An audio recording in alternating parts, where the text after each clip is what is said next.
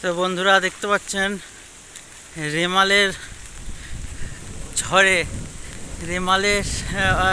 কাল থেকে যে রাত্রেবেলা রেমাল যে ঝড় এসেছে, সেই ঝড়ে চারিদিকে কি অবস্থা। এই দেখুন, এখনও ঝড় হচ্ছে। এখন হচ্ছে বাজছে 10টা।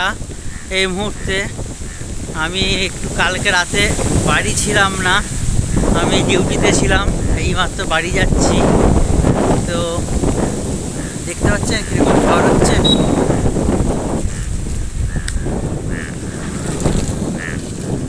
এই দেখুন, প্রচুর ঝড় হচ্ছে এখনও। তো বৃষ্টি হচ্ছিল এতক্ষণ ধরে বৃষ্টি হচ্ছিল। আমি ডিউটি থেকে এখন বাড়ি যাচ্ছি, হাতে ব্যাগ আছে। আমি গিয়েছিলাম আজকে নিজের বাইকে করে যাইনি, আমি গিয়েছিলাম এক বন্ধুর গাড়িতে। সে একটু বাজারে কাজ আছে, সে পাশ দিয়ে যেত। আমি বললাম না, আমাকে নামিয়ে দিয়ে আমি হেঁটেই যাচ্ছি। তো প্রচুর রাস্তায় বৃষ্টি হচ্ছিল, কাছে গামছাটা ছিল, মাথায় দিলাম, রেনকোট পরে আছি, কিন্তু কিছু করার নেই, একবারে ভিজে গিয়েছি। আর ঝড় কিন্তু এখনও চলছে, রেমালের তাণ্ডব এখনও চলছে। দেখতে পাচ্ছেন, রেমালের তাণ্ডব এখনও চলছে। আজকে তারিখটা আপনাদেরকে বলে দিই, আজকে 27শে মে, সোমবার। কালকে রাতে আমি যখন বাইরে ছিলাম, তো প্রচুর ঝড় হয়েছে, কিন্তু ক্ষয়ক্ষতি সেভাবে এখনও পর্যন্ত কিছু খবর আসেনি। হ্যাঁ, তো গাছপালা কিছু কিছু জায়গায় বড় বড় গাছের ডাল টাল ভেঙে গেছে। ইলেকট্রিক নাই, এটাই হচ্ছে বড় ব্যাপার। বাড়িতেও ইলেকট্রিক নেই। অনেক রাতে একবার ইলেকট্রিক এসেছিলো, তারপর আবার নাকি ইলেকট্রিক চলে গিয়েছে, ফোন করে জানলাম। আর গাছ টাছগুলোর অবস্থা হয়েছে কীরকম দেখতে পাচ্ছি, গাছের কী অবস্থা দেখতে পাচ্ছি। একটু আগে পর্যন্ত প্রচুর বৃষ্টি হচ্ছিল, এখন ঝিমঝিম বৃষ্টি হচ্ছে। আর চারিদিকে দেখতে পাচ্ছেন ব্যাঙ ডাকতে আরম্ভ করেছে। অবশ্যই আপনারা ব্যাঙের ডাক শুনতে পাচ্ছেন নিশ্চয়ই। একটা ব্যাঙের ডাক শোনা যাচ্ছে, ঝিঝি পোকার ডাক, ব্যাঙের ডাক। তো বর্ষাকালে যেমন ব্যাঙ ডাকে, সেরকম ব্যাঙ ডাকতে আরম্ভ করেছে। তো এটাই আপনাদের সঙ্গে শেয়ার করলাম, যখন বাড়িতে মানে রাস্তা দিয়ে এখন যাচ্ছি, সেটা আপনাদের সঙ্গে শেয়ার করছি। এই দেখুন ঝড় হচ্ছে, দেখুন। এবারে ব্যাক ক্যামেরা দেখাচ্ছি, দাঁড়ান। এই দেখুন পরিস্থিতি দেখতে পাচ্ছেন, প্রচুর বৃষ্টি হচ্ছে। যেমন বৃষ্টি তেমন ঝড়।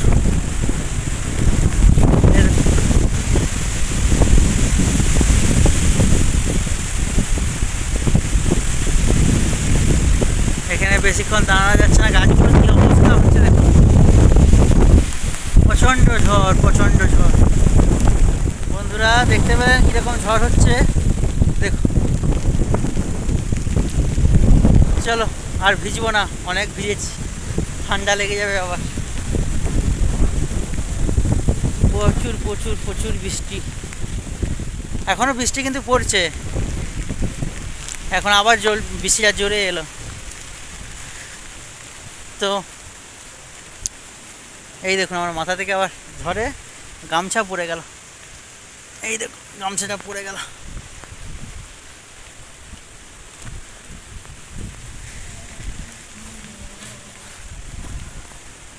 চলো বাড়িতে যাওয়া হোক। সবজি বাজার একটু করলাম, বাজারে সবজি বাজার করে তারপর বলি বাড়িতে একবার ঢুকবো, নাহলে আবার পরে কখন আসবো না আসবো। বাজারকে আবার ভিজে ভিজে আসতেও ভালো লাগবে না।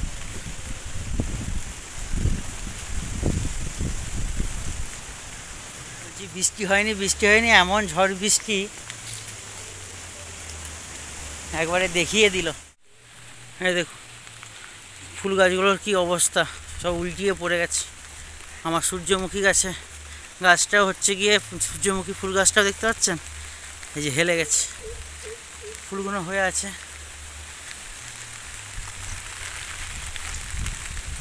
এই গাছটাও এরকম ঝুঁকে গেছে, কি অবস্থা হয়ে গেছে গাছগুলো।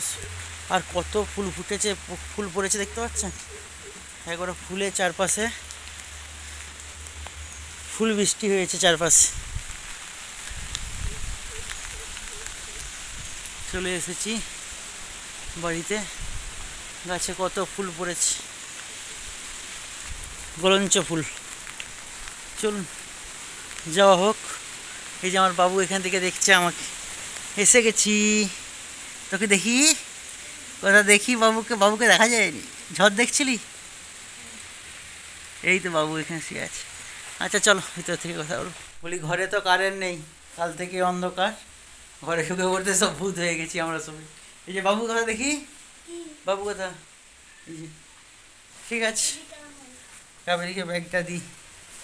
হ্যালো, ব্যাগ দিও।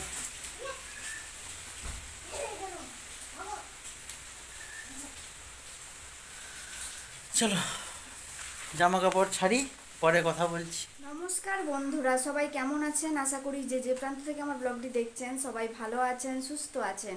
তো আবার একটি নতুন দিনই নতুন একটি ব্লগে সবাইকে অনেক অনেক ধন্যবাদ ও স্বাগত জানাচ্ছি। তো আপনাদের দাদা ভাই অনেকক্ষণ আগে ব্লগ শুরু করে দিয়েছে, তো আমি এইমাত্র আপনাদের সাথে একটু মুখোমুখি কথা বলতে আসলাম। তো যাই হোক, কাল মানে সকাল থেকে বলুন, মানে 11টার দিক থেকেই, মানে সকালবেলা থেকে একটু হালকা হালকা ঝোড়ো হাওয়া বইছিল।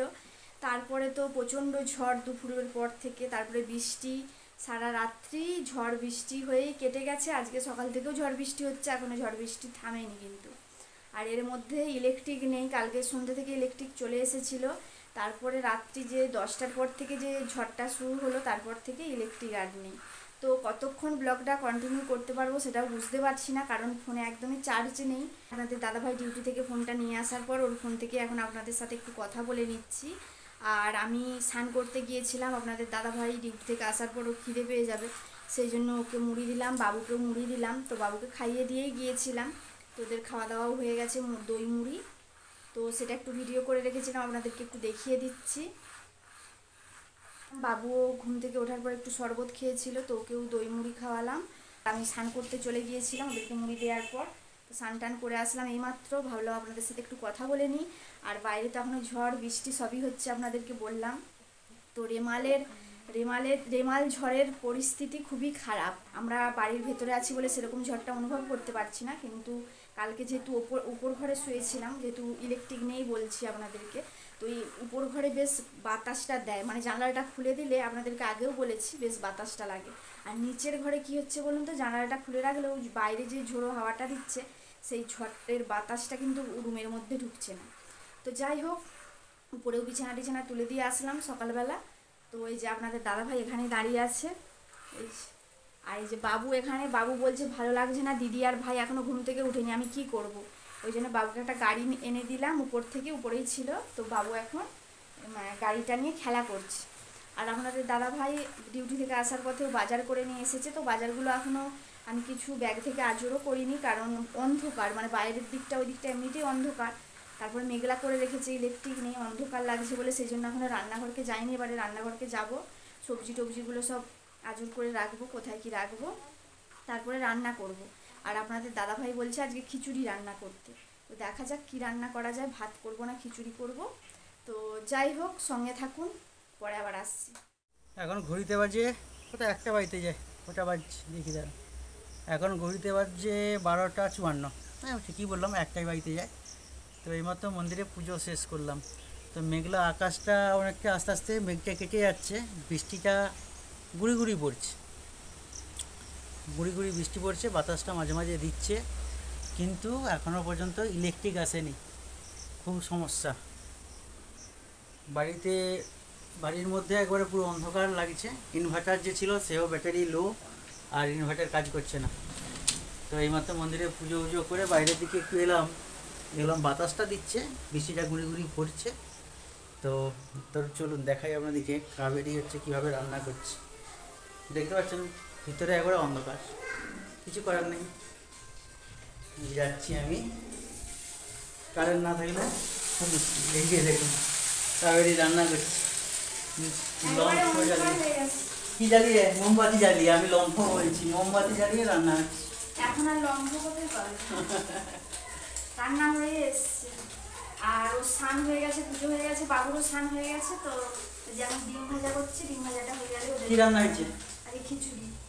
তো দেখতে পাচ্ছেন এই পরিস্থিতিতে রান্না করছে রেমালের তাণ্ডবে কাবেরী বেসামাল।